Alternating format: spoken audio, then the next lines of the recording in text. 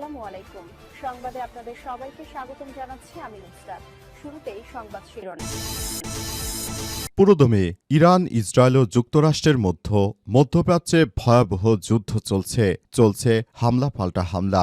এরই মাঝে আমাদের হাতে এসে পৌঁছেছে যুদ্ধের সর্বশেষ গুরুত্বপূর্ণ সবথেকে তাজা আপডেট সংবাদ। ইরানের একটি ব্যালিস্টিক মিসাইল হামলায় ধ্বংস হয়ে যাচ্ছে ইসরায়েলের তেল আবিব, হাইফা বিমান ঘাঁটি সহ বন্দরনগরী হাইফা, এছাড়াও আরও অনেক জায়গায় একটি হামলায় দখলদার বাহিনীরা তারা পালিয়ে বাংকারে আশ্রয় নিতে শুরু করেছে। প্রথমেই জানাবো, ইসরায়েলে ব্যালিস্টিক ক্ষেপণাস্ত্র ছুড়ল ইরান, ধ্বংস হয়ে যাচ্ছে ইসরায়েল। নতুন অস্ত্র বের করতে শুরু করেছে ইরান। দফায় দফায় বিমান হামলার জবাবে এবার ইসরায়েল ভূখণ্ড লক্ষ্য করে একের পর এক ক্ষেপণাস্ত্র হামলা শুরু করেছে ইরান। তেহরান থেকে তেল আবিবের দিকে ব্যালিস্টিক ক্ষেপণাস্ত্র নিক্ষেপ করা হয়েছে বলে দাবি করেছে ইসরায়েলি সামরিক বাহিনী। খবর আল জাজিরার। এরপর জানাবো, কাতারের দোহায় ফের বিস্ফোরণ। কাতারের রাজধানী দোহায় নতুন করে হামলা চালিয়েছে ইরান। নতুন করে আবারও বিস্ফোরণের শব্দ এবং ধোঁয়ায় পুরো আকাশ ছেয়ে গেছে। ধারণা করা হচ্ছে ইরানের নতুন ব্যালিস্টিক ক্ষেপণাস্ত্র এবং ড্রোন হামলার ফলে এই বিস্ফোরণের ঘটনা ঘটেছে। কাতারের মার্কিন যুক্তরাষ্ট্রের আল উদাইদ ঘাটটি একদম ধ্বংস করে দেয়া হয়েছে।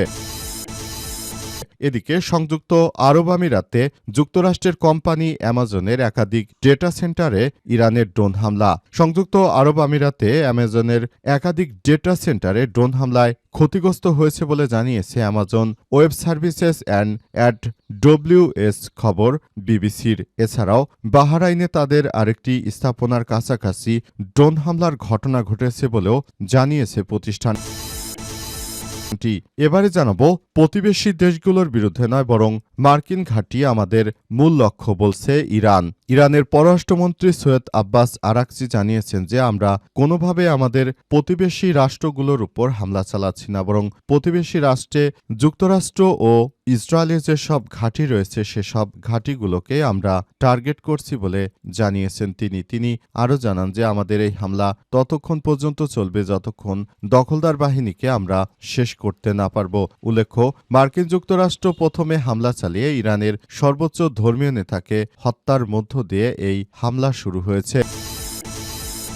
এবং সর্বশেষ জানাবো, খামেনির মৃত্যুতে পাকিস্তানে বিক্ষোভ, সেই বিক্ষোভে গুলি চালালো যুক্তরাষ্ট্রের সেনারা। এতে অন্তত 23 জন নিহত হয়েছে।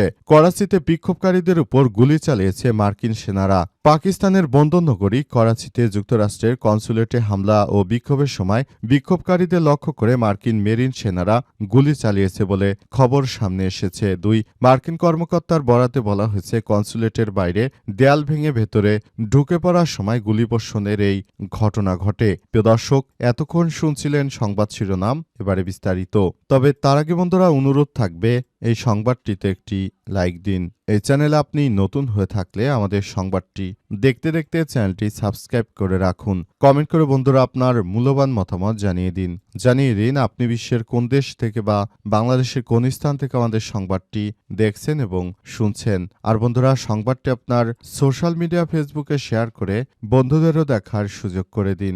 গাজা যুদ্ধে আপনি যদি নিরীহ ফিলিস্তিনিদের ভালোবেসে থাকেন, কমেন্টে ইয়েস লিখে পুরো বিশ্বকে জানিয়ে দিন।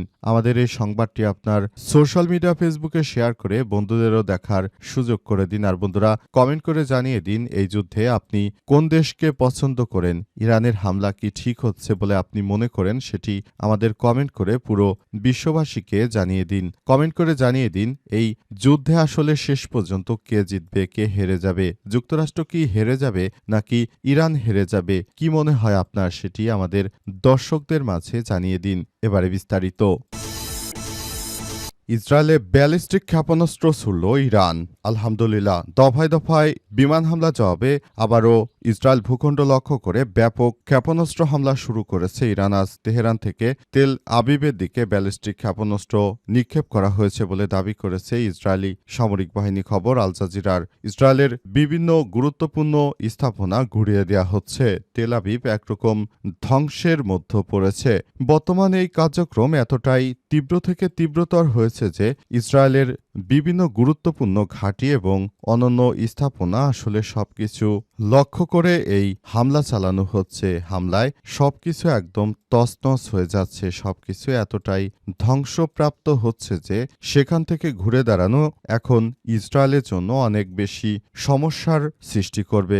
ইসরায়েল সহজভাবে যে হামলা চালিয়েছিল, যে হামলা করার মধ্য দিয়ে তারা তাদের নিজের এই কার্যক্রমগুলি তারা যে চালিয়ে যেতে চেয়েছিল সেগুলো এখন আর হচ্ছে না। এগুলো এতটাই মারাত্মক আকার ধারণ করেছে যে সেটি আসলে খুবই খারাপ পজিশনে রয়েছে। বর্তমানে এই কার্যক্রমগুলো এতটাই তীব্র আকার ধারণ করেছে যে এটি সবথেকে বড় ধরনের সমস্যায় পড়েছে এবং এখান থেকে বেরিয়ে আসা একরকম সমস্যার সৃষ্টি করবে বলে এমনটাই মনে করা হচ্ছে। কাতারের দোহায় ফের বিস্ফোরণ। কাতারের রাজধানী দোহায় নতুন করে বিস্ফোরণের শব্দ শোনা গেছে। ধারণা করা হচ্ছে ইরানের এবার এই ব্যালিস্টিক ক্ষেপণাস্ত্র সরাসরি হামলা চালাচ্ছে কাতারের রাজধানী দোহায়। দোহায় বিভিন্ন জায়গায় এই হামলাগুলো চালানো হচ্ছে। মূলত এই হামলা করার উদ্দেশ্য হচ্ছে যে সংযুক্ত আরব আমিরাত, কাতার, যারা মুসলিম বিশ্বের বিস্ফোরা নামে পরিচিত, যারা দখলদার ইসরায়েলি বাহিনী এবং মার্কিন যুক্তরাষ্ট্রকে যারা জায়গা দিয়ে তারা তাদের দেশের অভ্যন্তরে নিয়ে এসেছিল, এদেরকেই বর্তমানে টার্গেট করা হয়েছে।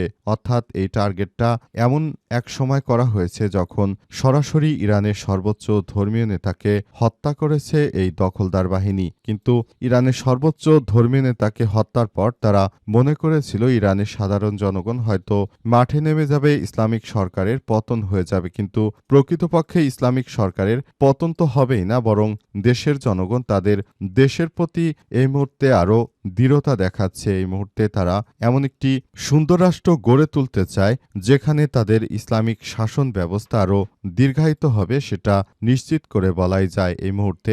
সেখানে সংযুক্ত আরব আমিরাত সহ কাতারের যেসব ঘাঁটি রয়েছে, বিশেষ করে মার্কিন ঘাঁটি, এগুলোতে একে একে হামলা চালানো হচ্ছে। এই হামলায় যুক্তরাষ্ট্রের বিলিয়ন বিলিয়ন ডলারের ক্ষতি হয়ে যাচ্ছে। এছাড়াও বিশ্ববাজারে তেলের দাম বৃদ্ধি পায়। মার্কিন যুক্তরাষ্ট্রের যে স্থানীয় বাজার রয়েছে সেখানেও দাম বৃদ্ধি পাচ্ছে এবং সাধারণ জনতার জীবনযাত্রার ব্যয় অনেক বেশি বৃদ্ধি পাচ্ছে। এর ফলে মার্কিন যুক্তরাষ্ট্রে অবস্থানরত যুক্তরাষ্ট্রের অভ্যন্তরীণ কোন্দল আরও বেড়ে যাওয়ার আশঙ্কা দেখা দিয়েছে। এর ফলে মার্কিন যুক্তরাষ্ট্রের প্রেসিডেন্ট ডোনাল্ড ট্রাম্প তিনি নিজে তার এই ক্ষমতা হারাতে চলেছেন, এমনটাই ধারণা করা হচ্ছে। আমিরাতের অ্যামাজনের একাধিক ডেটা সেন্টারে ড্রোন হামলা চালালো ইরান।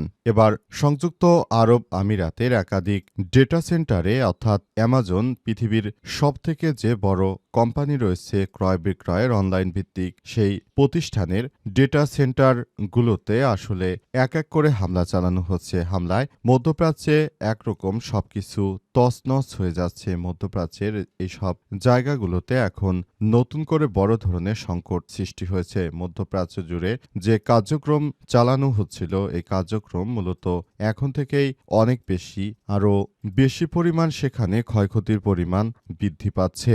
নতুন করে এই কার্যক্রমগুলো এতটাই ব্যয়বহুল শুরু হয়েছে যে মধ্যপ্রাচ্যে এখন আর তাদের মনে হয় না তারা ব্যবসা প্রতিষ্ঠান পরিচালিত করতে পারবে। ইরানের প্রতি যে ধরনের কার্যক্রম চালিয়েছিল সংযুক্ত আরব আমিরাত, এর আগে মধ্যপ্রাচ্যে যখন ফিলিস্তিনিদের সঙ্গে যুদ্ধ হয়েছিল, সেই যুদ্ধে সরাসরি রসদ সরবরাহ করেছিল সংযুক্ত আরব আমিরাত। তাই এদের উপর হামলার পরিমাণ সবথেকে বেশি হচ্ছে। এরা কোনোভাবেই যেন বাঁচতে না পারে সেটি নিশ্চিত করতে চায় তারা, এবং এই প্রক্রিয়াগুলো অত্যন্ত জটিল আকার ধারণ করতে পারে। সেজন্য এখন থেকেই সংযুক্ত আরব আমিরাত আসলে এই মুহূর্তে তারা দাঁড়িয়ে দাঁড়িয়ে তাদের এই স্থাপনাগুলো ধ্বংস হয় দেখছে, আর এছাড়া তারা কোনো কিছুই করতে পারছে না।